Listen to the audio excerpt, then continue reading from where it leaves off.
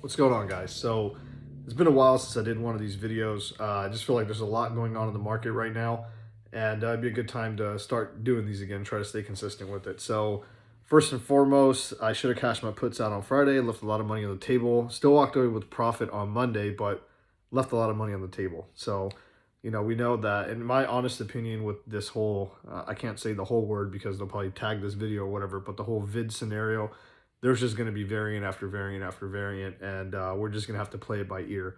And at least now, once things rip back up, you could buy some cheap puts, 3 to 4 months out, some put spreads. And when you have a day like Friday, don't be like me, actually cash out on it. So, but the main reason I wanted to make this video is I wanted to talk about the tokenization that's going on right now and really the metaverse and all that jazz, right? So I did a video roughly, I think, like well over a year ago. Not saying I was early on this or anything like that, but it's like we all knew it was here because obviously if I'm talking about it, that means there was already people well ahead working on it and doing whatever. And now that I see that, Facebook's getting behind it, Nike using Roblox got behind it, and you're going to see more and more companies get behind it and get more digital.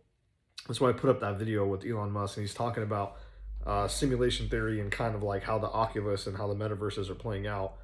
He makes a pretty good point, and he's been making this point for literally like the last decade, right? And the point is like, are we already living in a simulated, like a virtual reality? Because once we put these headsets on, these Oculus, and oh, by the way, so I don't waste your guys' time. This video, we're going to talk about what the metaverse is, how we could profit from it, and potentially where things are going to go and how you could play it. So once you put this thing on over your head and you're in this different reality, and now you could be who you want. You can wear what you want. You could dress how you want. You can look how you want. And that is very alluring for people. A lot of people aren't happy, unfortunately, with themselves, where they are, and life didn't turn out the way they want. But you hop on an alternate reality, and now you can be on par with everybody else. You can have a digital mansion, and for a lot of people, this online life is going to be a lot better than their real life. And that's a whole different discussion. We would have to have as a society, like what's better, what's not. Because on the flip side, you look at China and they're blocking kids from doing all this, and yet we're allowing our kids to go wild with it. So it begs to differ, like what kind of social skills are you going to have and all that. But we're talking about what can happen when what corporations are pushing to happen, and how we're going to be able to make some cash off of it, I guess, in a sense, right? So that's a different conversation on the ethical side. But yeah, basically you put these bad boys on, and like for example, you're in, like, I think it was Decentraland or Sandbox. You have like so many plots of land. You get to buy the plot of land, and it's just like, think about like if New York City, if Manhattan was, each square block of Manhattan was divvied up, and we got to buy right now like a piece of Manhattan before the buildings, before Chrysler's built, before all that, Central Park, all the stuff that's around it. It's available for all of us, and that's exactly what this is online. And in one of these two spots, you can buy land, and essentially someone's going to buy it, and someone will build stuff on top of it, and you're going to get paid for it as well. So I'll give you an example. Like in I believe it was one I was watching was Sandbox, or was it Decentraland? I don't know. Whoever is a Marshmallow fan, you could leave a comment, because he had a concert. So essentially, in one of these universes, somebody had bought the real estate there. They had rented the real estate to a place who built an experience for a concert house. So that person charged tickets to come see Marshmello, digitally. So you checked in, and you went to the concert. Marshmello got paid for a portion of the ticket sales. The creator of the experience got paid. They're like Live Nation, and if you owned that plot of land, if you had bought it, you got paid for it, right? And there's a whole video on like the things that you're going to be able to do. So you got to YouTube it yourself to get more into. I'm still researching, so I just know the tip of the iceberg. But my thing is right now is like, just you don't have to rush out and go buy a piece of land if you're not in a position right now to do so. But I think it would behoove you not to start watching videos and learning about this right now, because there's gonna be multiple metaverses. It's not just gonna be Sandbox and Decentraland. They are ahead because they've developed already. But if you look at someone like Facebook that's doing it, there was MySpace, right? There was other, like, AOL.com and Instagram. There was other messaging forms, and then Facebook came around and just ripped through everything. And then there was Instagram and Vine and Twitter, and then Snapchat came in and ripped everything. And then there was Snapchat, and there's all these guys, and then TikTok came along, and that's ripping through everything. So there's always going to be opportunity to invest in different metaverses that are starting up. You're gonna have to pay attention, but it's gonna help you if you understand the basics of what's going on, like how you could get involved in the program, like how you could go and buy a plot of land. And it's just like any other real estate, right? Like when we're buying real estate for ourselves, it literally is location, location, location, location, right? Because you can have the nicest apartment complex, and you could have gold toilets. But if you're, for lack of better terminology, if you're in the hood or the ghetto or not a good area, however you want to call it, you're not going to be able to charge premium rent. You might have an okay building, but if you're in a nice area with good schools, you're going to be able to charge more. Same thing goes for the restaurants and all the other real estate that's around it. The same thing is going to go for online. So the online is, like whatever universe or metaverse you want to be in Facebook's or whatever. You're going to have hotspots, and the land around the hotspots are going to be worth a lot more because there's more traffic. Or you could, possibly buy a plot of land that's a little bit further out, a little bit cheaper, and just going to have to wait 4, 5, 6, 7, 8 years until it gets developed. Literally, as people create experiences and they get more people on the servers, you'll be able to own it. Then it will be valuable, just like how, you could do that today. It's really no different than us buying land wherever, because really, what is really coming back down to is where are people going to be consuming at? Us as investors, that's what we're after. We're after the dollars. Like, if you have money in your pocket, and I'm a businessman or a businesswoman, my goal, my prerogative here is going to be, is how am I going to be able to extract that cash from you? Well, if you stop going out as much, and I'm not saying the whole population is going to do this, right? It will probably be a slower adaptation, but regardless, there's opportunity here. If you have money in your pocket, and you're going to want to spend it, my goal as a business person is going to be to figure out how I could get a portion of that cash. So if you're going to be spending more time online and you want to go to digital concerts or digital comedy shows, or you want to have like a digital game night or whatever, right?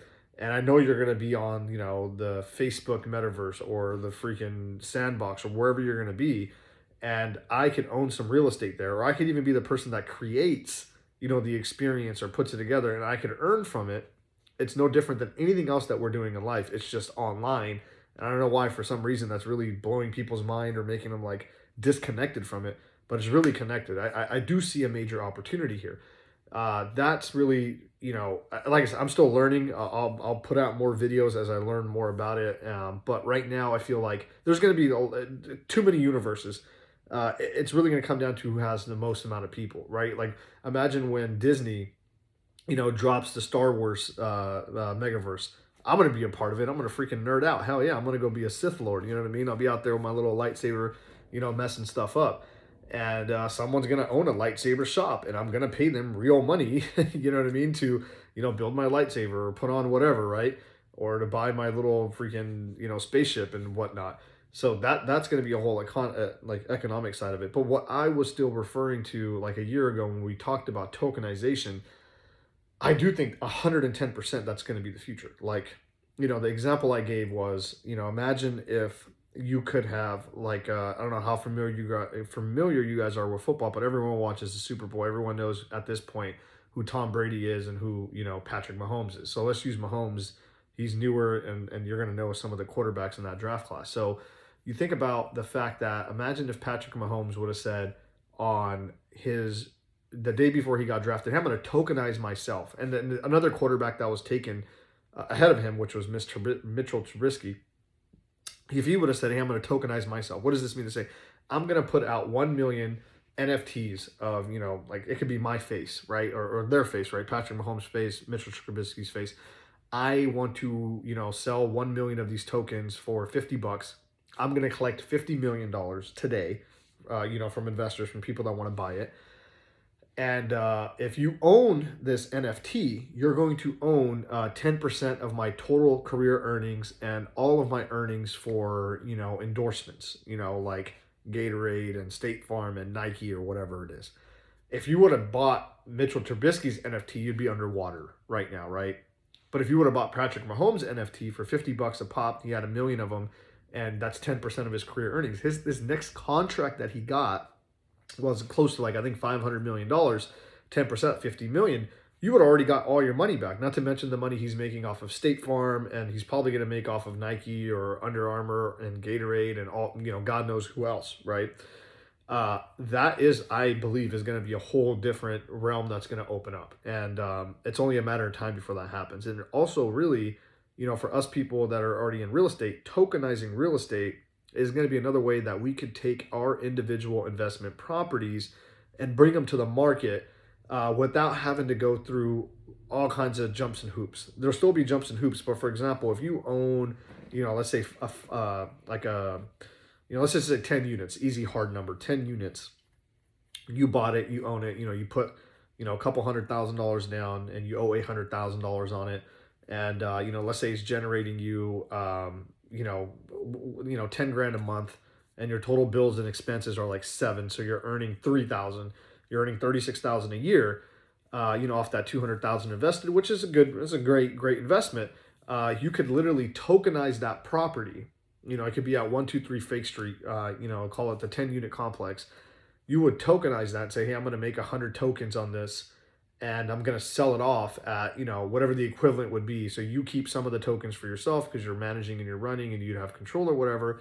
And the others get sold off to passive investors instead of having to go through this whole route where you're going to create like an LLC and do everything. You just, if you own that token gives you rights to that real property and gives you rights to the earning potential of that property. So you're going to actually get paid. It's not like now where you go buy a NFT of like a monkey, jerking off a banana or something. You know what I mean? It's like, oh, great, it's one of one. It's like, so what? Like, that to me never made sense and never will. But what does make sense to me is being able to own a token that is linked to something that's generating income. And I still think that's where the true future of all of this is going to go, including like, the smart contracts of the tokenization of like athletes.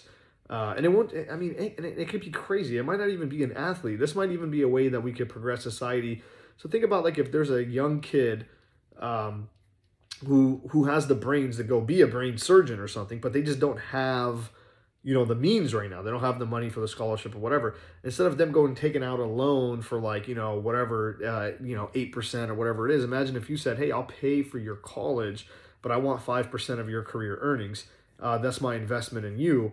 Or like, you could cap it to it. Like, if their whole education costs like $500,000, you're like, hey, I want $1 million up to $1 million. And then the second you pay it off, I get 3 more years of your earnings, whatever it is that you work out. But it would be hopefully a way better deal than them going through traditional finance and having to do that, and think about all the startups that we could fund through tokenization. There's less need for lawyers to be involved, less need for bureaucracies to be involved, because that token represents a certain amount of ownership and it's direct. There's no forgery. There's no BS. It is what it is. It's on a blockchain. You can't fabricate it. And I think this is what's going to open up third world countries, because, if a lot of you people that haven't invested overseas or don't know, that's one of the biggest problem is forged documents. You go buy a piece of land somewhere and someone says, oh, it's mine. And you get in a big, it becomes like it goes to arbitration and you got to pay off judges and it just gets all nasty. But imagine if you could, buy a piece of land, know that it's backed by a tokenization, know that it's 100% yours. You don't have to argue for it. I think a lot more people will be willing to invest overseas and in these developing countries, because it takes a lot of, in my opinion, the risk off. So I don't know. I'm just really excited about all this. I just wanted to share this stuff with you. I hope some of this made some sense, and I hope you guys Google this stuff for yourself. I will, as more information comes available to me, the more I read, the more I find out, and I have a better understanding of, the more obviously I'll share with you guys, and hopefully we could all, benefit from this and grow off of this. So hey, I appreciate your guys' time. If you like this video, please share it. Still trying to grow this account. let's see where we can go with it. Have a good night.